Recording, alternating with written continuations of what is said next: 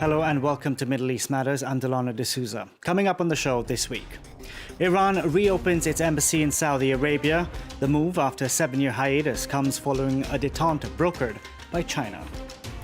Feminists in Lebanon up in arms after one woman's modesty was called into question by Islamist hardliners on a public beach back in May. And France 24 reporters return to the West Bank town of Huwara, where tensions between Palestinians and Israeli settlers continues to simmer. But first, Iran's reopening its embassy in Saudi Arabia. The move comes following a thaw in relations between the two sides brokered by China. The rapprochement between the two regional powerhouses has officials in the United States and Israel taking notice. Iran and Saudi Arabia may be kickstarting a new era. After years of rivalry, they're pushing their rapprochement, reopening the Iranian embassy in Riyadh. It's a key phase in a process they initiated in March with China's mediation. Sunni Saudi Arabia broke off its relations with Shiite Iran in 2016 after an attack on its embassy in Tehran that followed the execution of a Shiite cleric by Saudi authorities. A warm-up between the rival powers is likely to have major repercussions in the whole region, starting with the countries where they have confronted each other by proxy, Yemen and also Iraq and Lebanon. We could see not only a soothing and calming of the situation of conflicts, of wars in the region, but also we could see safety and security of energy parcels and supplies from the Persian Gulf. The date of the Saudi embassy reopening in Tehran has yet to be set. For now, the kingdom is hosting U.S. Secretary of State Antony Blinken. A day before he left for Riyadh, Blinken voiced concern about Iran from a symbolic location, an event by AIPAC, the pro-Israel lobby. We continue to believe that diplomacy is the best way to verifiably, effectively, and sustainably prevent Iran from getting a nuclear weapon. If Iran rejects the path of diplomacy, then, as President Biden has repeatedly made clear, all options are on the table to ensure that Iran does not obtain a nuclear weapon. For the U.S., Iran represents a threat for its ally Israel. The Secretary of State encouraged the Saudi kingdom to normalize relations with the Jewish state. French footballer Karim Benzema won't be staying on at Real Madrid. The 35-year-old Ballon d'Or winner reportedly clinching a deal with Saudi football club Al Ittihad. Benzema will join the likes of Portugal's Cristiano Ronaldo. Now, Argentinian player Lionel Messi too is reportedly being courted by a Saudi football club after leaving PSG. Feminists and human rights activists in Lebanon are speaking out against attempts to impose restrictions on their lives in the name of conservative values. This following an attack on a woman at a beach in the southern city of Sidon. An Islamic cleric and his followers told Mayssa Hanouni she didn't have the right to wear a bathing suit. For more on this story, we can bring in Tamim Al-Khitan from France 24's Arabic service. Tamim, talk us through exactly what happened. Well, it was supposed to be just a normal day for Mayssa Hanouni. She was spending a few hours at the beach, at the public beach in Sidon with her husband. And a group of men came to see them and asked them to leave, claiming that the outfit of Mayssa was totally inappropriate and not in line with the city's values. Now, they refused, and the men started threatening them and throwing bottles filled with sand at them. The aggressors were led by a man who presented himself as a Muslim clergyman, but we know little about them because they're not part of any official or organized group. But what we know about this beach in Sidon is that the municipality of Sidon every year places signs everywhere on the beach with the rules and the regulations to be respected. And one of these rules, we can see it here in this photo, states that people should respect a decent outfit, but the municipality, of course, doesn't give any clear definition of what a decent outfit should look like. Anyway, activists in Lebanon say that it is totally illegal to impose such restrictions. The victim, Mayssa Hanouni, was interviewed by our colleagues Mayssa Hanouni and Salma Bunjara at the Arabic channel of France 24. Let's see what she had to say about this aggression. It's been 5 years since I started going to the public beach in Sidon in a swimsuit, and everyone knows that. That was the first time I was subject to this attack from a group of men presenting themselves as Muslim clergymen. They told my husband that we had to leave the beach because it's forbidden to be dressed this way. We told them that there wasn't any law that says so, that we were free to be there, and that it was a public beach for everyone. They clearly threatened us, saying, "You have 10 minutes to leave or you'll see what happens." So we left as we feared for our safety. These clergymen were saying that the power is theirs, but the power in Lebanon doesn't belong to clergymen. Today, I want to promise my daughter, my family, and all my female friends that I will not stop defending our freedom and rights, starting with a swimsuit.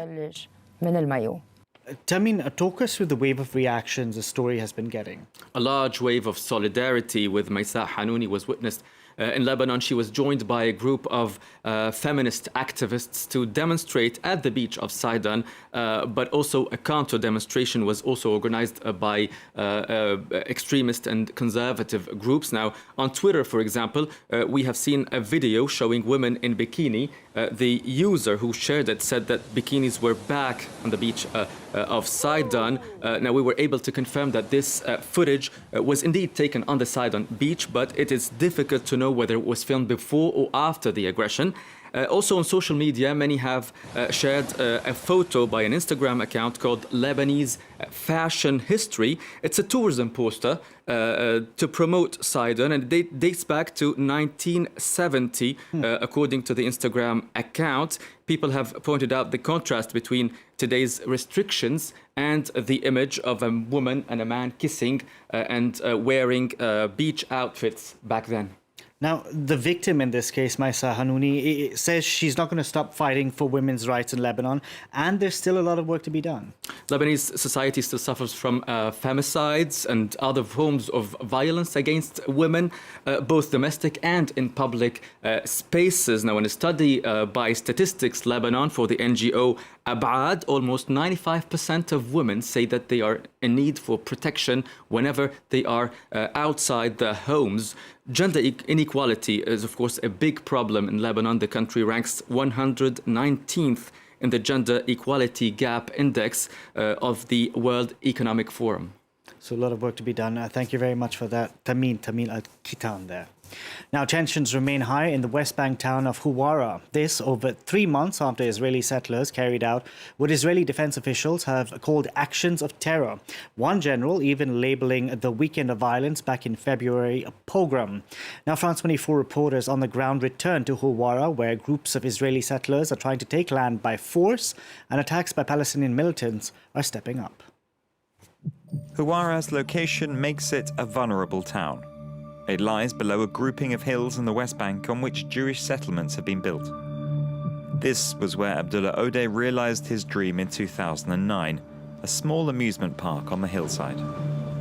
Up to 1,000 people once visited every day, but nobody has visited since the summer when the attacks by settlers began. People are afraid now. It's over. People are afraid to come here now.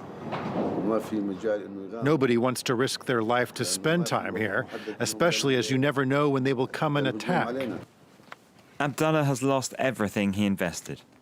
These images come from his surveillance cameras facing the park's car parks in December last year.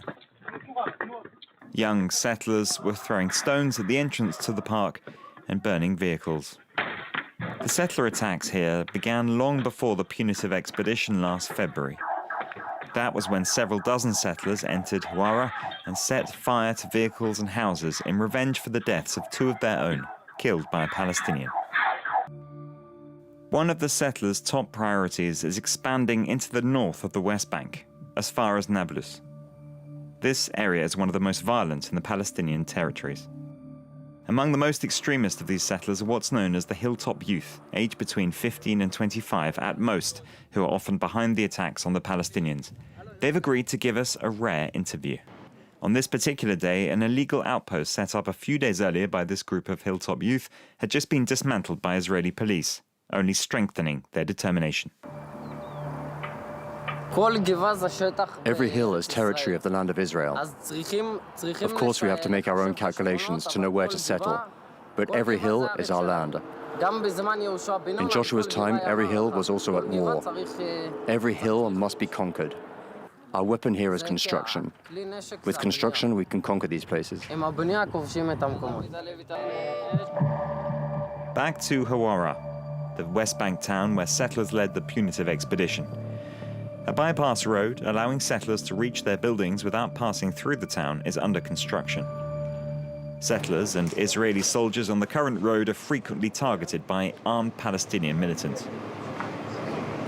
We're meeting with some of these young militants in one of their strongholds, the Balata refugee camp in Nablus. Not yet 20 years old, their job here is to make homemade explosives. Photos of militants killed in previous Israeli raids are printed on them. One of the battalion leaders, aged 22, has agreed to talk about the recent attacks on Israeli checkpoints and settlers.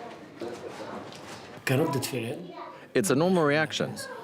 The result of the latest attacks by the Palestinians in the West Bank is that the settlers have started to reduce their attacks on us. As a result, the army is carrying out more operations here, and there are more checkpoints around the town. That's true. He says the lack of political prospects offers the camp's young people only one path: a turf war inexorably leading to prison or death. Now, Jordan's crown prince married a Saudi national with links to her country's rulers. The wedding was attended by royalty from right around the world.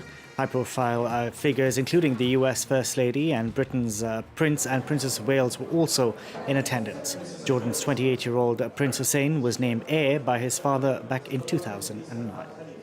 That's it for this edition of Middle East Matters. From all of us on the team, thank you very much for watching.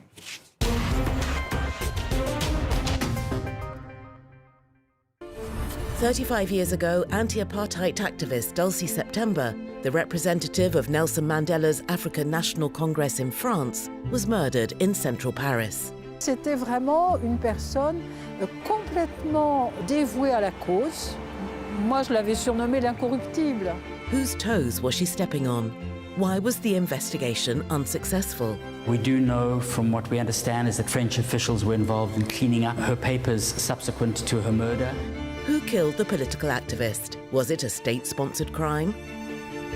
A report by Revisited on France 24 and France24.com.